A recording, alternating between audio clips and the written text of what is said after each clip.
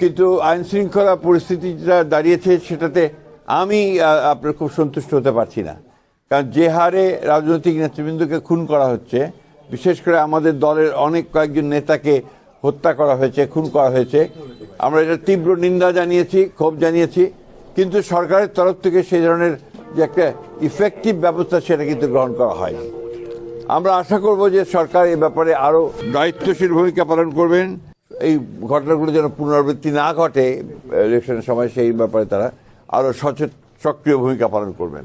নিঃসন্দেহে আপনারা দেখেছেন যে উনি যখন আসেন সেই সময় আপনার ঢাকাতে নেতা কর্মীরা, সাধারণ মানুষেরা, তারা আপনার লক্ষ লক্ষ মানুষ জমায়েত হয়েছিল তাকে সম্বর্ধনা জানাতে।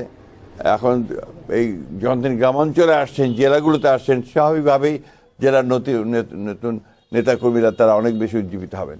আমাদের বিশেষ করে ধরেন অন্যান্য ছাত্র সংগঠনগুলো, তারা বিগত ফ্যাসিস্ট সরকারের আমলে বিশ্ববিদ্যালয়গুলোতে তারা কাজ করার কোনো সুযোগ পায়নি, এবং বিশেষ করে আমাদের ছাত্রদল, তাদেরকে ঢুকতেই দেওয়া হয়নি, এবং তাদেরকে বলা যেতে পারে যে পার্সন নন গ্রাটা করে সমস্ত করে তাদেরকে রাখা হয়েছিল। যার ফলে সেখানে এই সংগঠনগুলো, ছাত্রদের অন্যান্য সংগঠনগুলো, তারা বিশ্ববিদ্যালয়গুলোতে সেইভাবে তাদের সাংগঠনিক কার্যক্রম করতে পারেনি। আর আরেকটা বিষয় যেটা আমি খুব জোর দিয়ে বলতে চাই, যে বিশ্ববিদ্যালয়ের নির্বাচন, এটা আপনার জাতীয় নির্বাচনে কখনোই কোনোদিনই আপনার কোনো প্রভাব ফেলেনি। আমরা আশা করি এবারও সেভাবে কোনো প্রভাব ফেলবে না। গণভোটে আমরা নিজেরাই একই দিনে গণভোট এবং আপনার জাতীয় সংসদ নির্বাচন চেয়েছিলাম, সেভাবেই হয়েছে।